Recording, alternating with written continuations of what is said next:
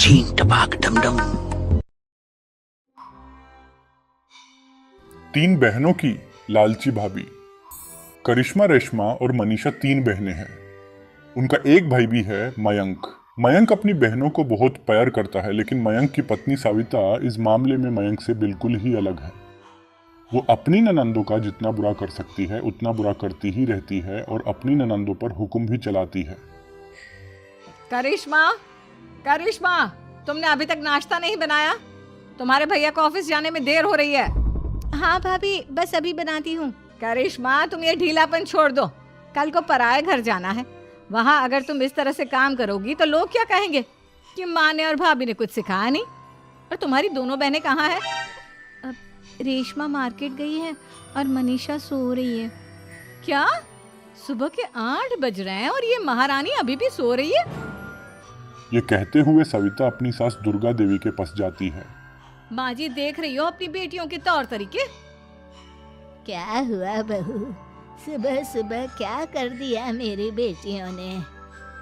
अरे एक तो अभी अभी उठकर किचन में गई है, दूसरी सुबह सुबह बाहर चली गई और तीसरी अभी तक सो रही है। क्या करूं मैं इन तीनों का, मैं तो परेशान हो गई हूँ। जा जाकर उठा उसे और रेशमा से मैं बात करती हूँ। सविता सीधा मनीषा के कमरे में जाती है और उससे कहती है, महारानी जल्दी उठो, सूरज सर पर आ गया है। भाभी थोड़ी देर और सोने दो ना, मैं रात को लेट सोई थी। वो क्या ना, यूनिट टेस्ट चल रहे हैं। शराफत से उठती है या नहीं, या फिर पानी की भरी बाल्टी डालूं तेरे ऊपर? नहीं नहीं भाभी, मुझे बिस्तर में नहीं लाना, उठती हूँ मैं। मनीषा जल्दी से उठकर बाथरूम में चली जाती है। सभी आराम से बैठकर नाश्ता कर रहे होते हैं कि तभी रेशमा बाजार से हाथ में सामान लिए आ जाती है। रेशमा को देखते ही सविता उस पर बरस पड़ती है। लो, आ गई महारानी। ऐसा भी क्या सामान लाना था जो सुबह आंख मलते ही बाजार की तरफ रवाना हो गई? भाभी, कल आप ही तो चीख रही थी कि घर का सारा सामान मुझे ही लाना पड़ता है, घर में किसी को भी किसी काम से कोई लेना देना नहीं है। अब मैं बाजार जाकर सामान ले आई तो आपको इस बात से भी तकलीफ हो रही है? देख रही हो माँ जी, अपनी बेटी की जुबान कैंची से भी तेज चलती है। और मयंक, आप तो कुछ कहेंगे नहीं अपनी लाडली बहन को? रेशमा, अपनी भाभी से ऐसे बात नहीं करते। चलो माफी मांगो। भैया, मैं क्यों माफी मांगू? आप भाभी से बोलिए ना कि हम पर कम हुक्म चलाया करे। हम इस घर की बेटियां हैं और आपकी पत्नी की ननद है, नौकरानी नहीं। लो कर लो बात। इनकी भलाई के लिए कुछ भी बोलो तो इन्हें बुरा लग जाता है। इस घर में यही इज्जत है मेरी। देख लो माँ जी, आपकी बेटी किस लहजे में मुझसे बात कर रही है। सविता वहां से चली जाती है। मयंक को बहुत गुस्सा आता है, वो भी वहां से चला जाता है। फिर करिश्मा रेशमा को समझाती है, रेशमा, तुम्हें भाभी से माफी मांग लेनी चाहिए थी ना। लेकिन दीदी, मैंने कुछ किया ही नहीं तो मैं माफी क्यों मांगू? हाँ करिश्मा दीदी, रेशमा दीदी जैसे ही घर में आई भाभी ही उन पर चिल्ला रही थी। हाँ, मैं मानती हूँ कि गलती भाभी की थी। मैं तो इसलिए बोल रही हूँ कि भाभी ने माँ को तो पूरी तरह अपने वश में कर लिया है। वो हमारी बात सुनती ही नहीं। मयंक भैया हमारे लिए हमेशा खड़े रहते हैं, इसलिए उनकी बात का मान तो तुम्हें रखना चाहिए था ना। कोई फायदा नहीं दीदी, कुछ दिनों की बात और है, भाभी उन्हें भी हमारे खिलाफ भड़का देंगी। फिर वो भी माँ की तरह हमारी किसी बात का विश्वास नहीं करेंगे। इसी तरह सविता अपनी तीनों ननंदों को किसी न किसी बात पे परेशान करती रहती थी। एक दिन मयंक अपनी तीनों बहनों के लिए गिफ्ट लाया। करिश्मा, ये तुम्हारे लिए हार का सेट। रेशमा, तुम्हारे लिए सुंदर सी ड्रेस। और मनीषा, तुम्हें किताबें पसंद है ना, तुम्हारे लिए किताबें लाया हूँ। थैंक यू भैया। थैंक यू भैया। थैंक यू भैया। करिश्मा, तुम्हारा नेकलेस कितना सुंदर है। ये भैया कहाँ से ले आए होंगे? मैंने भैया को 3 दिन पहले फोन पर ये डिजाइन दिखाया था और आज भैया ये ले आए।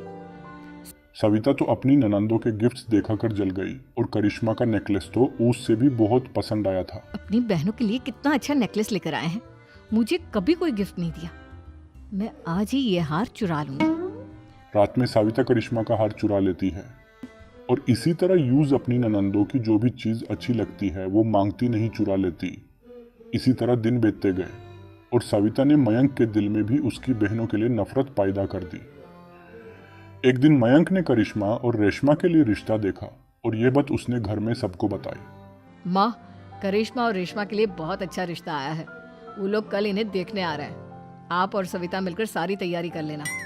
ये सुनकर करिश्मा और रेशमा खुश हो जाती है, लेकिन सविता सोचती है, अगर इन दोनों बहनों की शादी हो गई तो घर और बाहर का काम कौन करेगा? मनीषा तो एक नंबर की कामचोर है, उससे तो किसी बात की उम्मीद लगाना ही बेकार है। मुझे इस शादी को रोकना होगा। अगले दिन सभी लड़के वालों के स्वागत के लिए लगे होते हैं। तभी मयंक अपनी बहनों से आकर कहता है, तैयार हो गई तुम दोनों? देखो दोनों लड़के बहुत अच्छे हैं, मैं कोई कसर नहीं छोड़ना चाहता, इसलिए तुम उनके सामने अच्छे से बिहेव करना और अपनी भाभी से लड़ने मत लग जाना। करिश्मा, तुम वो नेकलेस पहन लो ना जो मैं तुम्हारे लिए लाया था। भैया मैं बहुत देर से वो नेकलेस ढूंढ रही हूँ, लेकिन मुझे मिल ही नहीं रहा। क्या तुमने नेकलेस खो दिया? तुम्हें पता भी है वो कितना महंगा था? तुम कोई काम ढंग से नहीं कर सकती। मयंक गुस्से में वहां से चला जाता है। थोड़ी देर बाद लड़के वाले भी आ जाते हैं। वो दोनों बहनों को पसंद कर लेते हैं और रिश्ता पक्का हो जाता है। लेकिन साविता के दिमाग में तो कुछ और ही किस्ती पक रही थी। वो पंडित जी के पास करिश्मा की कुंडली लेकर जाती है और उन्हें पैसे देकर करिश्मा की कुंडली बदलवा देती है। जब लड़के वालों के पास करिश्मा की कुंडली जाती है तो वो दुर्गा को फोन करते हैं। बहन जी, हमने करिश्मा की कुंडली अपने पंडित जी को दिखाई थी। आपकी बेटी की कुंडली नहीं बल्कि दोषों का पिटारा है। देखिए, मैं और मेरे पति इन सब बातों में बहुत विश्वास करते हैं, इसलिए हम आपकी बेटी से अपने बेटे की शादी नहीं करा सकते। इस तरह करिश्मा का रिश्ता टूट जाता है और सभी घर वालों को बहुत दुख होता है। अब साविता सोचती है, चलो करिश्मा का तो रिश्ता टूट गया, अब रेशमा का भी रिश्ता तोड़ना है। क्या करूं? अब साविता आवाज बदलकर किसी अननोन नंबर से रेशमा के होने वाले ससुराल में फोन करती है। हेलो, मैं कौन हूँ कौन नहीं ये आपके लिए जानना जरूरी नहीं। बस इतना सुन लो कि रेशमा का 2 साल से किसी के साथ अफेयर चल रहा है। बस रेशमा का रिश्ता तुड़वाने के लिए साविता का इतना कहना काफी था। अब रेशमा का भी रिश्ता टूट गया। मयंक और दुर्गा देवी ने रेशमा को खूब खरी खोटी सुनाई और उसे बार बार उस लड़के के बारे में पूछने लगे। आप दोनों मुझे क्यों परेशान कर रहे हो? अरे कोई लड़का होगा मेरी लाइफ में तो मैं बताऊंगी ना, जब कोई है ही नहीं तो कहाँ से लाऊं मैं कोई लड़का? तो तेरे होने वाले ससुराल वालों को फोन किसने किया था? माँ मैं नहीं जानती किसने फोन किया था, मैं सच कह रही हूँ। मैं तो पहले ही कह रही थी इसकी लगाम खींच कर रखो, लेकिन मेरी सुनता ही कौन है। आप चुप रहिए भाभी, ये सब आपका ही किया धरा है। अब तीनों बहनों को विश्वास हो जाता है कि ये सब उनकी भाभी ही कर रही है। तीनों बहनें अपनी भाभी को सबक सिखाने के लिए एक वकील कर लेती है और घर में हिस्सा मांगती है। देखो भैया, माँ बाप की जायदाद में जितना बेटों का हक होता है उतना ही बेटियों का, इसलिए इस घर के 4 हिस्से होंगे और हमें अपना हिस्सा चाहिए। मैंने तुम्हारे लिए क्या क्या नहीं किया और तुम इस घर में हिस्सा मांग रही हो? भैया, आप और माँ हम बहनों की कोई बात नहीं सुनते हो और भाभी हमारी शादी नहीं होने देगी क्योंकि उन्हें लगता है कि आप हमारी शादी में ज्यादा पैसा लगाओगे और उन्हें हम जैसी फ्री की नौकरानी कहाँ मिलेगी। तो हम भाभी के साथ तो रह नहीं सकते, हम बहनों को अपना हिस्सा चाहिए। अरे तुम्हें शर्म आनी चाहिए अपने भाभी पर ऐसा इल्जाम लगाते हुए।